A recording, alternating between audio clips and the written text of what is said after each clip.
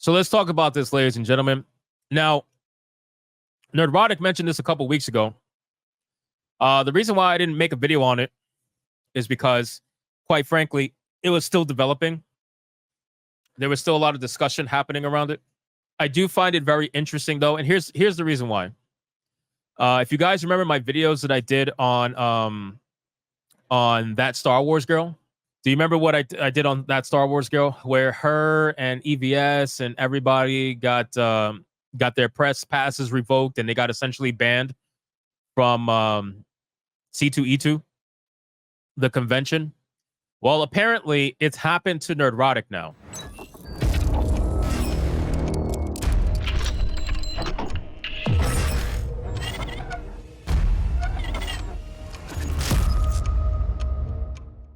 Which is interesting because Nerdrotic chimed in on the whole thing with that Star Wars girl. And he was saying, yeah, that's pretty messed up that happened to her. And they deserve to go to C2E2. And now apparently it's happened to him as well. Now, he has openly said that this is not necessarily malicious. Okay? This is not necessarily malicious. But he's saying that it's been a couple of weeks now. Normally, I would imagine you get an answer by now. And he hasn't. So San Diego Comic-Con and WonderCon, two places, have taken his press pass. And he said, I don't know if I'd give a fuck.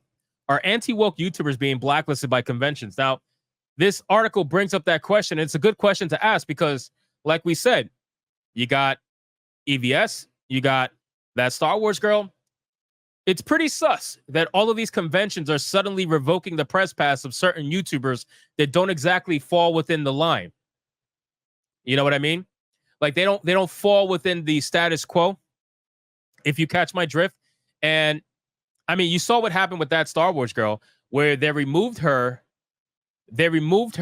because of a lack of diversity. As stupid as that sounds, right? They removed her because of a lack of diversity. Well, apparently, they haven't really given a reason for Nerdrotic. Now, he said that it's not necessarily a intentional thing, because it could be something small. It could be the fact that maybe he filled it out wrong. Maybe he filled out the form wrong. Again, highly sus. Highly sus. But he doesn't want to go straight to just like the malicious route, and I don't blame him. But you got to start asking questions after a certain point. Like I said, it's been a couple of weeks now. And that's what makes this a bit sus. It says the March 29th to March 31st WonderCon and July 25th to July 29th San Diego Comic-Con, both run by the nonprofit organization Comic-Con International, yanked the press pass of Gary Nerdrotic Bridgeville, I can't say his last name, who was set to cover the events for his 1 million subscribers on YouTube. The YouTuber recently revealed on the April 3rd live stream. Appearing with Chris Gore, an X-Ray Girl, Nerdrotic noted that he was in the process of trying to fix it. By the way, yeah, just want to point out, I'm not making an issue of this. I just want to make it clear, no issue right now. But my press pass got pulled from San Diego. We're trying to fight it. We're trying to fix it. Now, unfortunately, again, this is to assume that it's something that needs to be fixed. Because it's highly sus. Highly sus. I don't believe that he knows the reason for why it was pulled. It says, given the benefit of the doubt, Nerdrotic, who has previously covered Comic-Con events with a press pass, generously allowed that he might have been at fault, stating that it might be because I filled something out wrong, so it might be my fault. Just want to say. Again, could be. It could be, but this was in the beginning of the month. April 3rd. That was 4 weeks ago. That was 4 weeks ago. And he got his pass revoked a couple days prior to that. So we're talking about almost a month. Almost a month, and there's been nothing mentioned, nothing said, nothing fixed, right? I feel like it would have been fixed right now. I feel like Nerdrotic would have got his press pass back by now, if there was something genuinely needing fixing. It says Nerdrotic's announcement came on the heels of Chicago-based April 26th to 28 C2E2 convention, separately run by Reed Exhibitions, canceling an exhibitor appearance by Inglorious Rex and Starlight Cats creator Shane Davis, Godlike and Graveyard Shift creator John Malin, and Cyberfrog creator Ethan Van Sciver, revealed by Davis and Malin on March 30th live stream. And also, that Star Wars girl too got canceled from the same event. So you have these conventions seemingly targeting creators for whatever reason. Not really sure. But even though there's a joke going around, yeah, Gary's a boomer, whatever, Nerdrotic's a boomer, blah, blah, blah, blah, whatever. I don't think that's the case here. I don't know. Again, we're speaking, you know, in the air. But if history were to tell me anything, I would imagine that's probably not a mistake.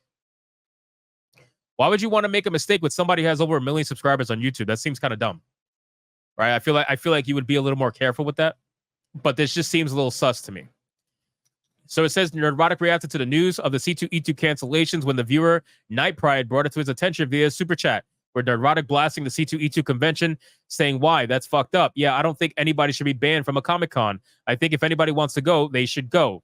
Nerdrotic again took the opportunity to reveal more details about his own press pass being canceled, not just from San Diego Comic-Con, but also WonderCon, which had just come and gone in March, and renewing his call for Anna the Star Wars Girl and other creators to be allowed to go to C2E2, saying, "As of now, I had a press pass to WonderCon and Comic-Con, which were the same ones, and I don't know anymore. I don't know what's going on. I don't know, but they should be allowed to go." It seems like this is 100% intentional. It's a hell of a coincidence, right? You got to admit. Hold on, I'm taking a cough drop. Trashy Drifter super chatted for me to take a cough drop. There you go. It's a hell of a coincidence. And it's sus as fuck that all these creators are getting banned from cons. Right? And it's not like it's creators that are on different sides of the aisle, right? It's all creators that are against the establishment. They're all against the establishment. Even if, let's say, none of them got along, it doesn't matter. They're all against the establishment. So it makes it very interesting that these are the ones that are being targeted. Because if it's not like you're making these mistakes with some random lefty YouTubers, you know, or some pro-establishment YouTubers. Like nothing, like that's not happening. So it makes you wonder. It makes you wonder why that is. And again, you're losing a lot of potential people. You're talking about Nerdrotic with over 1 million subscribers. This guy can fill up a con probably almost on his own, to be honest with you, if he really wanted to.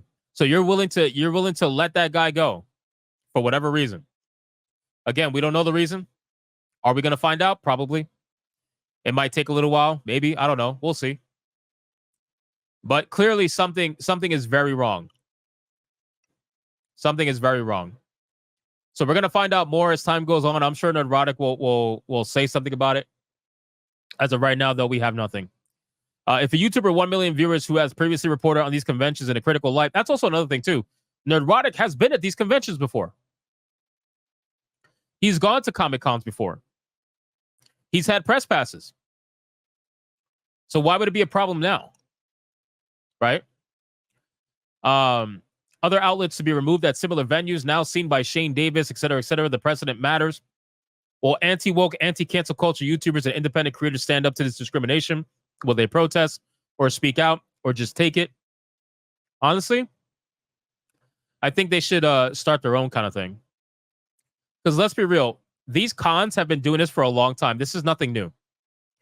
This is nothing new. The only difference is that we're seeing it on a grander scale, right? Because these creators have grown exponentially over the last couple of years. Nerdrotic especially has grown exponentially. So by him growing and people like Critical Drinker growing, Ethan Van Skyverse, Star Wars Girl, all these people, now it becomes more well-known when something like this happens, right? If they were smaller creators and it still happened to them, nobody would really know, not on a grand scale. We're just seeing what they've always been doing. It's just more prominent. It's just more like in your face. That's basically what I'm saying. It's more in your face. These cons have been woke as shit for ages. This could in turn cause a chilling effect on speech and reports that might raise awareness about the seeming blacklisting of YouTubers and other creators by these conventions to the public at large, including elected officials who are in a position to amend public accommodation laws. We're going to see what happens when they come out with the response. I don't know if they're going to come out with a response. If San Diego Comic-Con comes out with the response, I would be highly surprised. But then again, C2E2 came out with a response, and they were flat out about it. So who really knows? But I think Nerdrotic should definitely speak out against this as much as possible. But as of right now, we don't know whether it's intentional or not, even though it obviously looks like it is.